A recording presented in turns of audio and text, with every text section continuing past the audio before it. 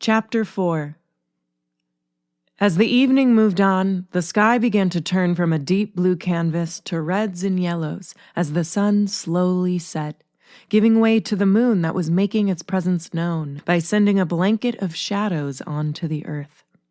As cars moved up and down Cache Hollow Road, the lights began to turn on, and the houses started illuminating. The November temperature began to drop as Evelyn moved as quickly as her tired legs would allow. She knelt as far as she could to pick up the kindling used to make the fire that would sustain them for the night. Then she heard something. Her ears were not what they used to be, but she heard something moving near the trees that separated hers and Rosalind's property from that of John Kretzinger Sr., Rosalind's son. Evelyn's thick mane, still containing most of its natural black color, blew in the chilly breeze. The cold air ran over her body like icy needles pricking her skin. She felt the goose pimples rise on her arms. Even though a nightgown and robe covered her, the chill nearly consumed her. Her right arm, full of wood, began to shake as she looked past the house and through the trees at the dark shape that was staring at her. The eyes she could see easily, red with glow about them. It's times like this that no one prepares themselves for. Should she try and run to the house? Or should she grab a piece of lumber and defend herself? Maybe when she was younger, such an act would benefit her. But now, she's past middle age, and she has no idea what it is that has her in its sight. She lets the lumber roll from her arms and slowly backs toward the door. The beast, still concealed by the darkening night, does not attempt to move. Instead, it watches as she suddenly turns and runs to the door, screaming for her sister and great-nephew Johnny. "Rosalind, it's back! It's back!" she screams, running past the coal stove, the cook stove, and the refrigerator. She turns and runs into the larger room where she and her sister's bed are. Rosalind sits up in bed, grabbing her chest. She yells for her sister to calm herself. "You're going to give me a heart attack. What's wrong with you?" she exclaims.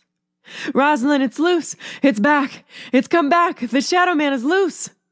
Evelyn continues until she collapses in a chair, spent from exhaustion. He came from his room and rubbed his sleepy eyes.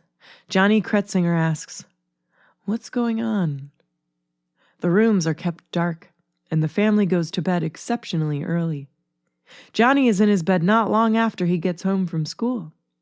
Rosalind is usually fighting some illness and is given to going to bed as early as 7 o'clock. "I saw it. It owns a beast now. Red eyes, it was watching me." Rosalind, swinging her heavy legs over the edge of the bed, looks at Johnny. "Call your dad and tell him to bring his gun down here." Johnny, the ever-dramatic one, races to the phone, grabs it, and quickly dials his dad's number. Johnny is a heavy boy everyone calls stocky. In later years, he will become morbidly obese, have his body ravaged by fibromyalgia, and be confined to a wheelchair, living off the government. But now he is as healthy as he will ever be. Johnny Sr. was laid back in his overly stuffed lazy boy recliner. His wife Phyllis had just finished the dishes when the phone began ringing. Johnny looked up from the Mitsubishi TV set. His favorite show was about to air, and he didn't want to miss it. The show in question was called Sledgehammer, starring David Raish. He was a detective from the San Francisco Police Department. Hammer carried a .44 Magnum with a customized grip featuring an engraving of a sledgehammer. Hammer sleeps and showers with his gun.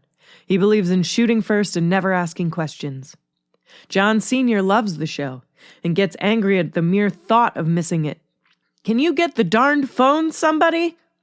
In a minute, the phone is picked up by his daughter Amanda, a petite, if not a little chunky, preteen girl of 12. Her face is round and complete with a cute smile that dimples round her cheeks, large eyes, dark eyebrows, and wavy hair that hangs to her shoulders and is often dyed an unnatural color. "Hello?" she says in her soft voice, heavy with her father's southern accent. "Dad, it's Johnny. He says Mama wants you to get your gun and go down there." "My gun? My God, what has that boy done now?"